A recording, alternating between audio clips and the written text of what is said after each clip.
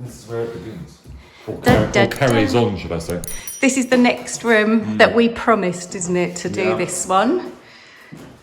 Yeah, we promised our youngest that we would have his room done next. So we did, didn't we? This is the next room to be done. We said once the dining room's done, we're going to do the little one's room. Absolutely. But as you can see, we've had the same issues going on, the same process basically. Yeah. So we've had to take all the squares off, those square things. Those styrofoam squares, they should be banned, honestly. Absolutely nightmare.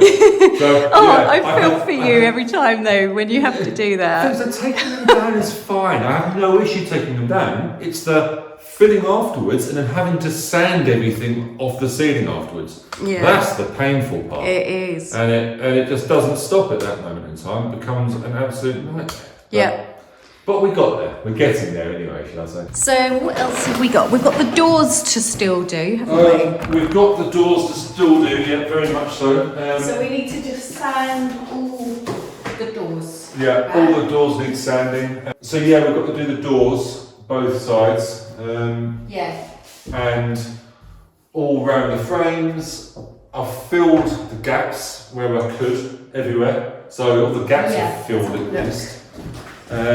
So all the gaps around the top here have been done. I mean, they're kind of done. We're going to have, because we're going to have coving all the way around as well. Yes. I've just filled the worst gaps that there were to make, there's no graph space. No. And then, the edges, I'm not too concerned about how tidy they are because they are going to be covered. But I've gone round and I've filled the gaps all around the bottom of the skirting boards. We just need to sand all that back. And the gaps in the the gaps in the wood here. No, but you have filled some in, haven't you? I've filled the gaps, because there was big, like inch gaps across the bottom of the skirting boards. Like down here. So that's been done. Yeah, I actually put wood into the bottom of it and then skimmed it over the top. So like down here you can see this is where the skirting board ends here. You know, it's a finger thick. Yeah. A gap. God, there was a huge gap, wasn't there? Yeah, it's big gaps. Yeah. So I've gone along and then put wood into it and then skimmed it with some wood filler, and then we'll sand it back. And they'll be painted. You won't see any of that. No. We had to take all the paper off. You did. You took all the paper off and done a great job with that. So that's all off. Yeah, and we filled any holes that we saw and then sanded them back so you can see. They're in pretty good condition though, the walls, aren't they? There's a few bits I've missed sanding on. But the walls actually are very good. They're really not bad. Surprisingly good. Yeah. Certainly better than the ceilings. Yeah. I'd actually prefer it the other way around. The walls need a bit more work than the ceilings. It's a bit easier, but it's just the way it is. It's the way it is. But getting there, I think is. Yeah, I think the preparation now is just painting the ceiling. Yeah. Yeah, there's a few bits to still fill, I think. There's still bits I need to just sand back. But the ceiling itself, I think, is pretty much there. You need to paint it and see how it goes. We need to get the paint for it, obviously, first of all. Yes. And then, we're on the way to decorating his room at that moment. That's right. And then I don't think there's many holes to fill in on the walls. I've done that already. I've sanded round this window. So the window is... This one's done. Yeah. Yeah. So that's ready to paint now. And you filled all in the gaps around the window. Again, I've done the gaps along here and along the skirting boards as well. I need to get some more filler through along here. Which I've done some along there, so I need to fill some more of that. Yeah. But, it's getting there. And I think it won't take a lot of effort to get the rest of it done. It's just, we need to do the final bits and then paint it. It's just finishing off the sanding and then finding the time to get in here and just paint it. It is. So they know they're choosing their colour for the bedroom. I think Stefan knows what colours he wants. Both of them do, don't they? It's the same as it for both of them. Yeah, it's the same. So they want to go that real like modern, sort of gaming style. Oh, okay. Grey, lovely. grey, No, blue, that would look with nice, LED lights and things. Yeah, it will actually look really nice. Yeah, I think it will look great. It will look fun, and because like that 1980s Miami vibe, do you remember that? That's what they like. That's what they like. I know exactly. Yeah. It takes me back to my childhood, and it's great because they realise how cool the 80s could be really cool. Parents are cool. Yeah. That's the answer. Parents are cool. I think we're pretty cool. But yeah. But it's getting there. I think it will look really good. And the interesting thing is, have you shown them the old wallpaper that you found? Oh yeah, there is. A lot of it's come off actually. But we did find some old wallpaper. It's really interesting design. It was all because there was the old light here, with the little pull cord, which is weird. Halfway up the wall, you had a pull cord for that. And you can't really see much, but there's all bits of old wallpaper here. But there's not a lot. There isn't. No, there wasn't. But it was very pretty what there was in here. It was interesting. Yeah, it was different. It would have been quite dark though. I find that the wallpapers were quite dark. Yeah. But it was the fashion because it was the opulence. And they liked the deep greens and the browns. Yeah, opulent colours, wasn't it? Back then? Well, can I just say a little story? You can. Something I found out, right?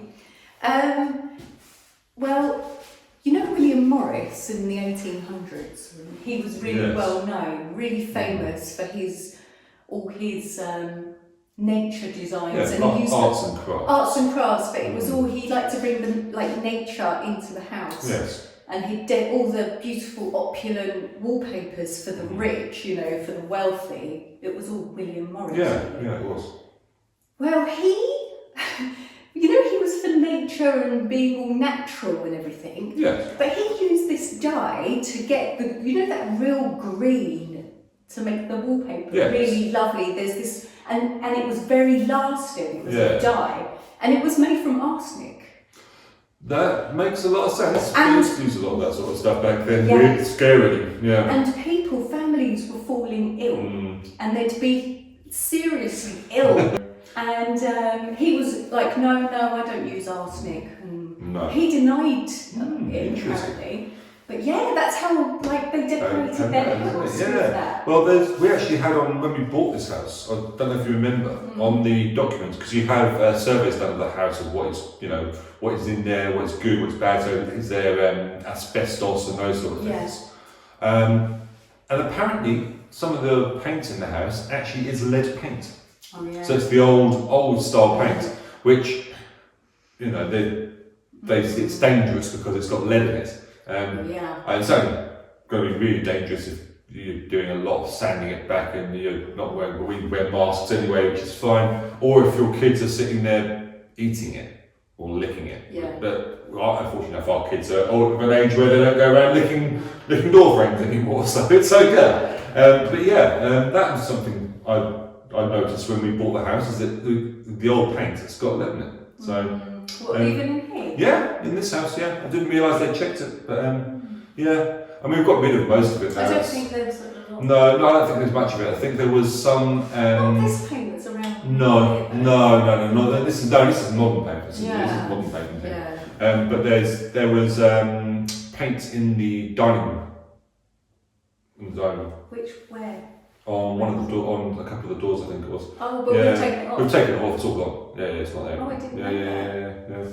But it's not. It's one of those things. It's lead paint, which is what you don't use anymore. I think it's like the Victorian types. Yeah. They were creating these new homes, and the homes were sort of in those days really modernised, and there was like luxury in your own home that you've never had before. Yeah. And but then they were using new materials and new all these new products and things, and they had no idea how dangerous they were. Now we know. We know certain cleaning products and things like that. Well, but in those days they didn't know, so there was a lot of deadly everywhere. Deadly things around, and they didn't realise it was there. No. like you say. Yeah, but their water pipes, for example, were lead pipes. Yeah. So they were drinking water out of, it was leaded water, which is, lead is dangerous, lead is poisonous. It's poisonous in very high quantities. In low quantities, it's not going to, lead pencils and so forth, not going to kill you, but it's interesting how they used, what they used to do and what they classed as safe back then is it's a bit different these days. Even, I don't know if they do it in modern homes, but do they have fireplaces in every room? No, not these days.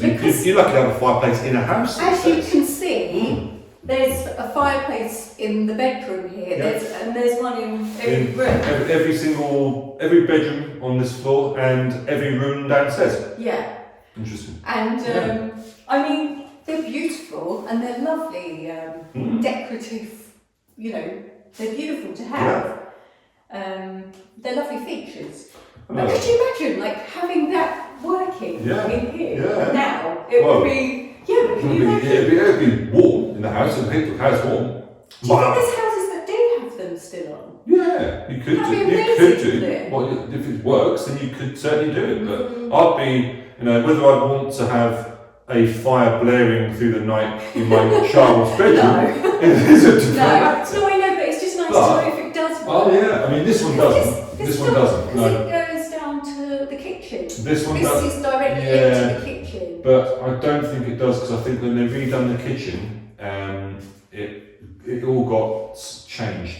Oh, so the flue. Yeah, well, is that what it's called? Yeah, it's not. When you look outside the house, it used to be a big chimney on top of the house, and it fed both this side of the building and the front side.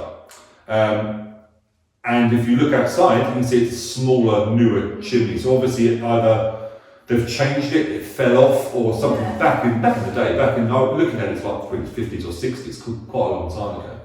But that's why we've only got one working fireplace, which is the one in the kitchen, which actually does have a modern flue running through it. Right. Yeah.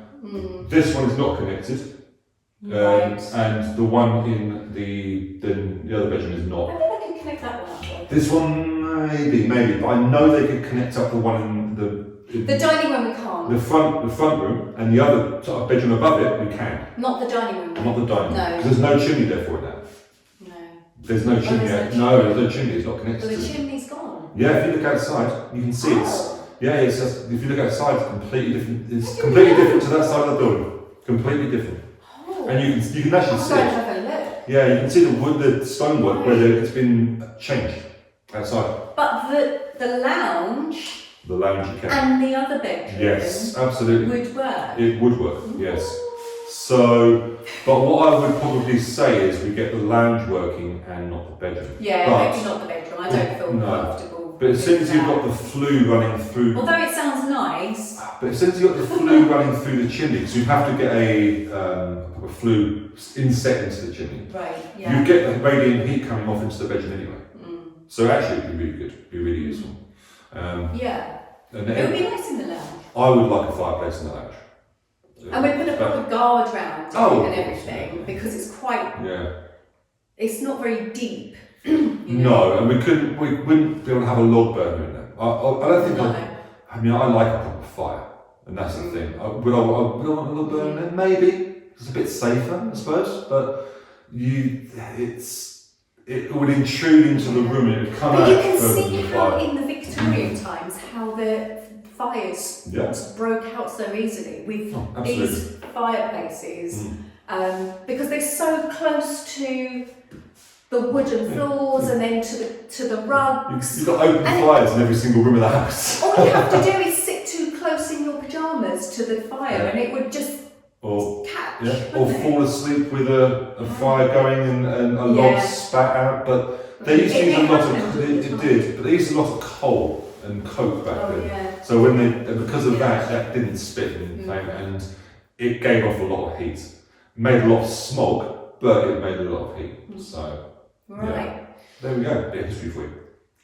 Should we just head downstairs and show the tiles for the kitchen? Yes. Just because we've made a final decision. We haven't had the tiles for the kitchen done yet. No. But we have chosen some final We've changed. We've chosen the final tiles for the kitchen, and we actually are now putting in the order for it. So we have got. That's what we're getting, and I think a great choice. Let's do it.